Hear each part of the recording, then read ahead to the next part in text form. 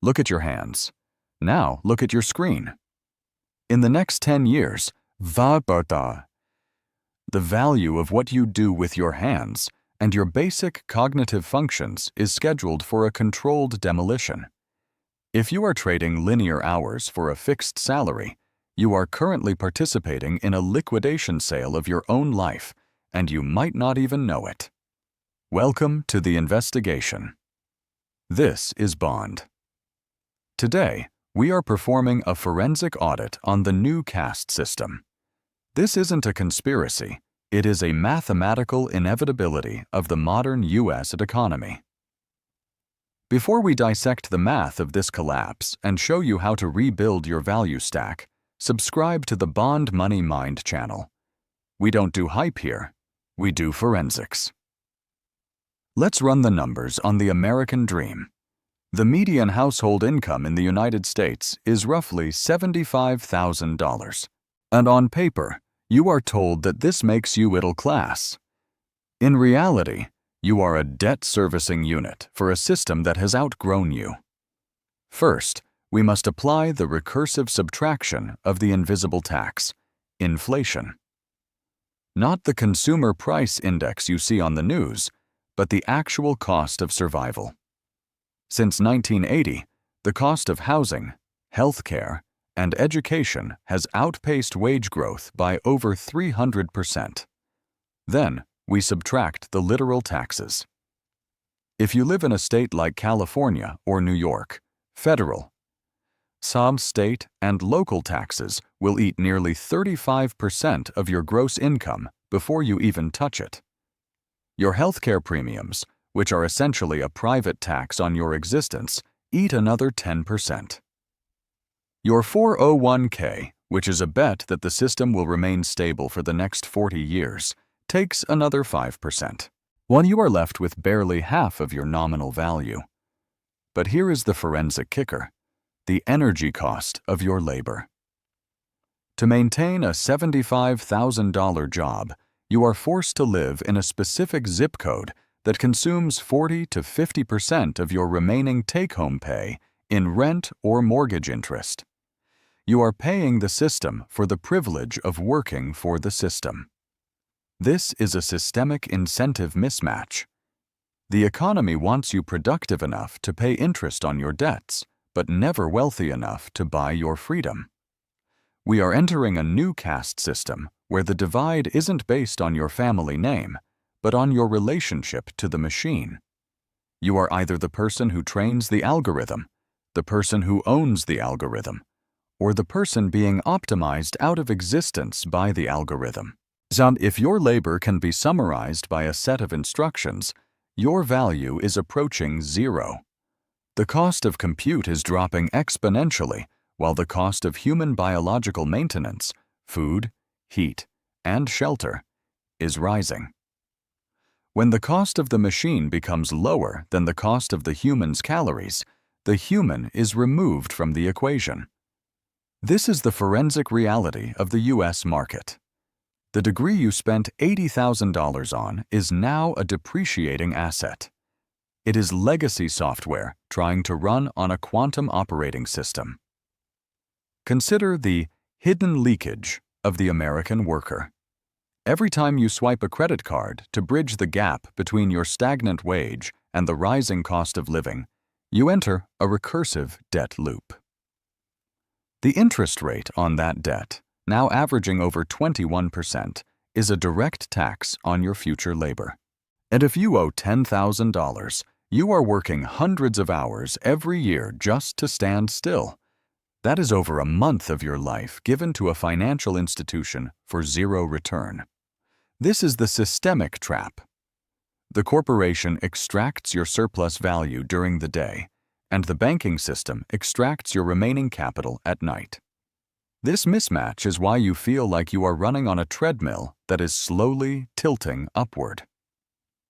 The new caste system is being built on the ruins of the 20th century career path. On one side, you have the labor commodity, people whose skills are easily replaced by offshore teams or automated scripts. On the other side, you have the capital architects, those who understand how to leverage technology, brand, and specialized knowledge to create asymmetric returns. So the gap between these two groups is no longer a crack, it is a canyon. In the US and the the top 10% of earners now own 90% of the individual wealth. This isn't because they work 10 times harder. It is because their labor value is decoupled from their time. They have exited the linear trap. They understand that in an era of infinite digital leverage, the return on standard labor is being driven to the marginal cost of electricity. If a server in Virginia can do your job for the price of a few kilowatt hours, your salary will eventually converge with the price of those kilowatt hours. That is the $0 labor value horizon. We are here to prevent you from hitting that horizon. We are going to audit your life's balance sheet and find the leverage points the system told you didn't exist. Over the next 4 parts of this investigation, I will show you the 5 specific ways to stack your skills to ensure you stay on the right side of the divide. We are moving from being a service provider to a system builder. Let's begin the breakdown. Let's look at the autopsy of a standard professional career in the current economy. Most people believe they are building wealth, but when we apply forensic math, we see they are merely managing a slow-motion liquidation of their most precious asset, time. If you earn $120,000 a year in a major hub like Austin, Seattle, or Denver, the surface level looks promising. But my job is to look beneath the surface and analyze the structural leakage. First, we perform a recursive subtraction. We strip away the federal and state tax layers. Roughly 28 to 30% is gone before the capital even hits your account. Then, we account for the FICA tax and the hidden tax of rising healthcare premiums, which have outpaced wage growth for 2 decades. So by the time you subtract the energy cost of a 40-minute commute, the professional attire, and the premium you pay for housing just to be within a reasonable distance of the office, your effective hourly rate often collapses. When you factor in the convenience tax, the money spent on takeout and services because you are too mentally exhausted to perform basic life functions, your net profit margin as a human being is dangerously thin. This is the systemic trap. The system isn't designed to make you wealthy. It's designed to keep you functional enough to continue producing for the shareholders while remaining just dependent enough to never walk away. You are essentially a tax-efficient battery for the corporate machine, to be fair. And the corporate structure provides a level of downside protection and institutional stability that is nearly impossible to replicate as an independent operator. For many families, the reliability of a predictable paycheck, a subsidized 401k match, and comprehensive group health insurance acts as a critical safety net that allows for a baseline level of psychological security in an era of extreme volatility. This structure can serve as a powerful launchpad for wealth creation if it is utilized as a temporary strategic tool rather than a permanent destination. However, the forensic reality is that the trap closes the moment you mistake that safety net for a ceiling. The first skill you must stack to escape this labor value decay is what I call Techno-Financial translation. In the new caste system, those who can only code are becoming a commodity, and those who only understand traditional finance are becoming overhead. The high-value territory lies in the ability to bridge the gap. Can you translate the forensic value of an AI implementation into a direct, measurable reduction in operational expenditure? If you can, you move from being a line item on a budget to becoming an architect of efficiency. Most workers are selling their hours to a company that is actively looking for ways to eliminate those hours. That is a fundamental incentive mismatch. To prevent your labor value from hitting zero, you must stop selling the doing and start selling the optimization. Think of it this way. If your job can be described in a manual, it can be described in a prompt. The forensic math of the next decade shows a clear divergence. There is a shrinking middle and an expanding top and bottom. The top tier consists of those who master the stack of technical proficiency and financial forensic logic. They capture the surplus value created by automation. The bottom tier consists of those whose labor is so cheap that it isn't worth the electricity to automate it yet. To be in the middle is to be in the crosshairs of every efficiency algorithm on the planet. Your goal is to become un-optimizable. This requires a radical shift in how you view your professional output. You are no longer an employee, you are a service provider with a single, often fickle, client. If that client is only paying you for your presence and your time, they are overpaying, and their internal audit department already knows it. We are moving from a world of linear labor to a world of non-linear leverage. If your income is capped by the number of hours you can physically stay awake, you have already lost the game to a machine that never sleeps and costs 3 cents an hour to run. We need to look at the second skill in our stack, which moves us from translation to the actual mechanics of leverage. But before we can do that, you must accept the cold, hard truth of your current balance sheet. Most of you are running a business with a 90% overhead, and that business is your life. You are one efficiency restructuring away from a total system failure. The only way out is to change the math. We move now to the third pillar of the skill stack, which I call the translation layer. In the old economy, you were encouraged to be a specialist. You were the guy who fixed the pipes, the woman who balanced the books, or the engineer who wrote the code. In the new caste system, pure specialists are the first to be liquidated because their output is predictable, and anything predictable is programmable. To survive this extraction, you must stack technical mastery with narrative control. Think of it as the ability to speak both machine and human. If you are a data scientist who cannot tell a story, you are a commodity. If you are a storyteller who doesn't understand the underlying data, you are a hallucination. The forensic reality is that the market no longer pays for the what. It pays for the so what. When you stack the ability to build a product with the ability to sell the vision of that product, you create an asymmetric advantage. You stop being a line item on a spreadsheet and start being the person who owns the spreadsheet. This is how you move from the labor caste to the orchestrator caste. To be fair, the traditional path of specialized degrees and corporate ladders still offers a significant safety net for a specific segment of the population.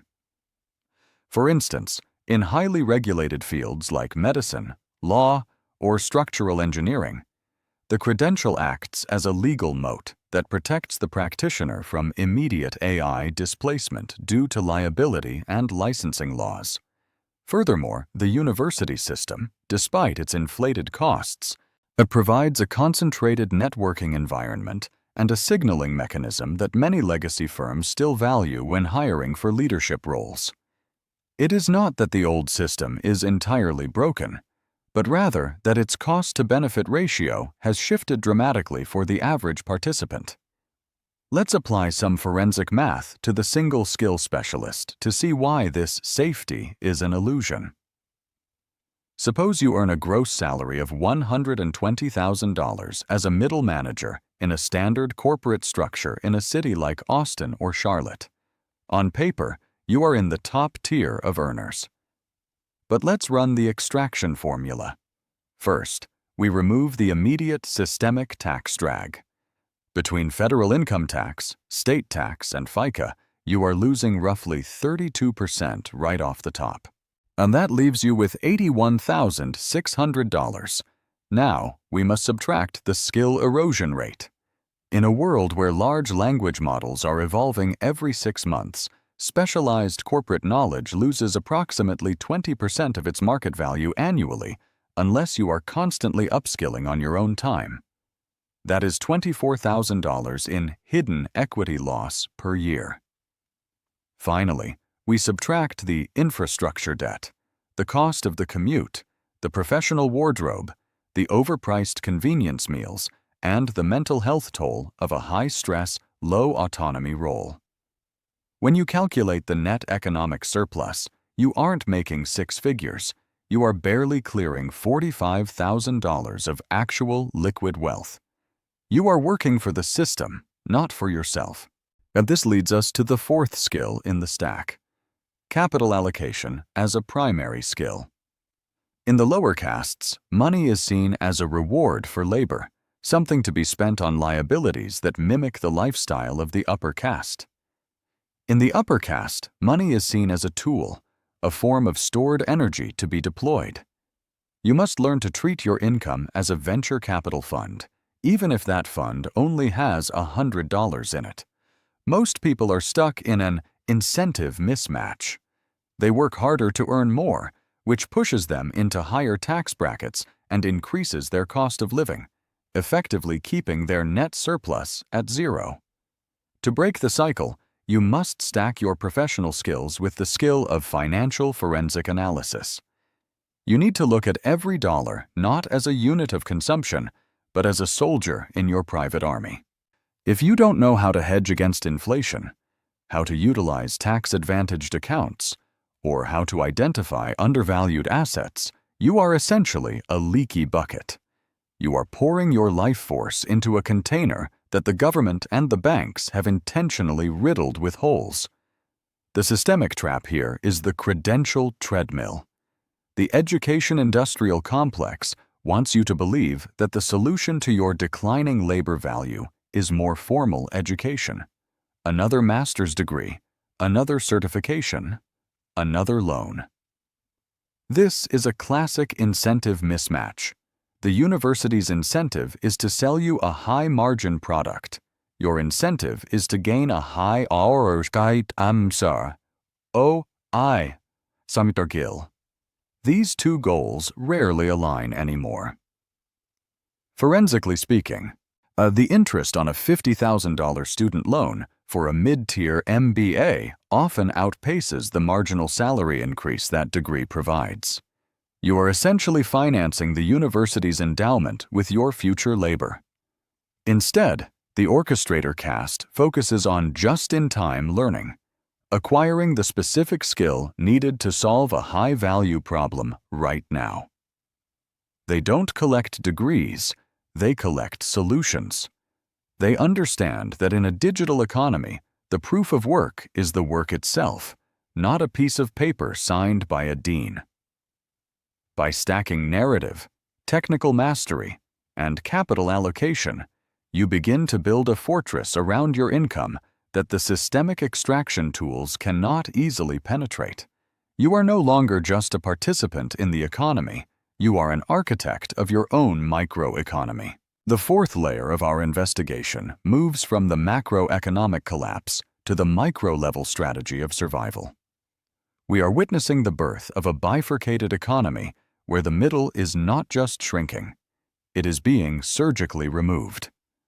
To understand how to navigate this, we must apply forensic math to the concept of skill acquisition. Most people view education as an asset. In a forensic audit, we view it as a depreciating liability unless it produces immediate, scalable leverage. Consider the traditional path. A 4-year degree at an average cost of $100,000. When you factor in the 7% interest on student loans, the 22% federal tax bracket, the 7.6% FICA tax, and the massive opportunity cost of 4 years of lost wages, the initial investment requires a net return that the average corporate salary can no longer provide. You are starting your professional life in a deep financial hole, paying interest on a map for a world that no longer exists. This is the systemic trap of the credential treadmill. The system incentivizes you to collect titles while the market only rewards the ability to solve complex, non-linear problems. To be fair, traditional educational institutions and corporate hierarchies still provide a critical social signal that many high-level industries require for entry. While the return on investment for a standard degree is shrinking, the networking opportunities and the proof of work inherent in finishing a rigorous program can still open doors that are otherwise locked to outsiders, especially in highly regulated fields like medicine, law, or structural engineering, where a formal certification remains a legal and social necessity. However, for the other 80% of the economy, the signal is fading. The new caste system rewards what I call the leverage layer. This is the intersection of three distinct domains: technical proficiency, creative synthesis, and capital deployment. If you possess only one, you are a commodity. If you are a coder, you can be outsourced to a lower-cost jurisdiction. If you are a writer, you can be replaced by a large language model. But if you are a forensic accountant who can write custom scripts to automate audit trails and then communicate those findings through compelling digital media, you have moved from a linear input model to an exponential output model. Forensic math shows us that the value of this intersection is not additive. It is multiplicative. Your labor value doesn't just double, it squares. Let's look at the recursive subtraction of the modern 9 to 5. You earn a gross salary of $100,000. After federal and state taxes, you are left with $70,000. Subtract the hidden taxes of commuting, the fuel, the vehicle depreciation, the insurance, and the energy cost of being tethered to a specific geographic location with a high cost of living. Your real hourly wage often drops below that of a specialized freelancer working from a low-tax jurisdiction. The incentive mismatch is glaring. The corporation wants you to be a generalist who is easy to replace. Your survival depends on being a specialist who is impossible to automate. The strategy for stacking skills requires a ruthless audit of your mental bandwidth. In the U.S. market, time is the only non-renewable resource that is taxed at a 100% rate. Every hour spent learning a skill that can be performed by a $10 a month subscription is an hour of capital lost forever. You must focus on the human-in-the-loop skills.